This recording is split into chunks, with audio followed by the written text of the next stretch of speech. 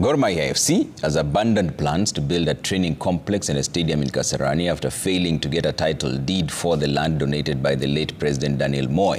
Chairman Ambrose Rachier, who was re-elected for another 4-year term at the Gor Mahia elections on Sunday, says that the club will seek alternatives to realize their dream of owning a stadium. Rachier was elected together with Sally Bolo as the vice chairperson, Nikano Arum as the new secretary general, and Gefas Okuku as the new treasurer.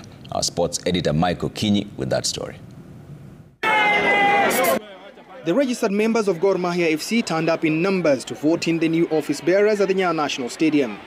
The election conducted by the Independent Electoral and Boundaries Commission was peaceful, with the candidates happy with the work done by the IEBC and the police, who were very professional in handling the voters. We will work together. Even if two of us were from there were two camps, but we had two. It will be my responsibility as the leader, as the chairperson, to create good harmony and put the club ahead of everything and everybody. Rachier, who was elected for a final 4-year term, says the first step is to ensure that they deliver on the promise of 8 years ago of building a stadium.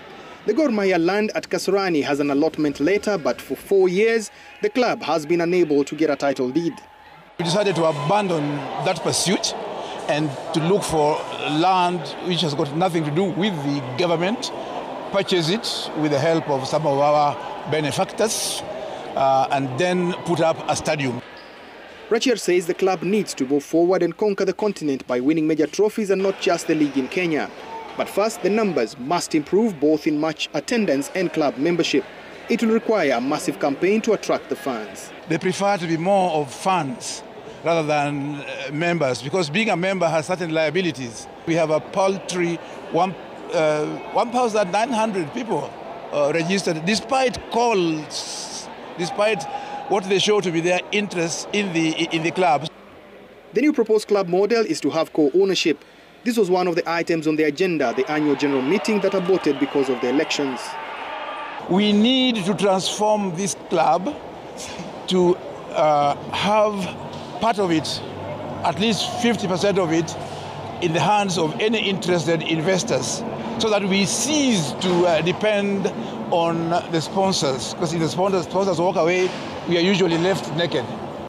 New Secretary General Nick Arum says his immediate priority is to set up a working secretariat and to revisit the playing units. There are some foreigners who do not deserve to be there. Yes, because some of those foreign players are not even in the first 11, leave alone in the second 11, I would say so. The new office will serve for 4 years until 2029. In one of the hotly contested elections of Gor Mahia FC, the 4 seats have been shared equally. Chairman and treasurer on one side, vice chairman and the secretary general on the other side. The election is over and done with. What remains is to ensure that the mission and vision of Gor Mahia moves forward. Michael Kinyi for Citizen TV in Nairobi.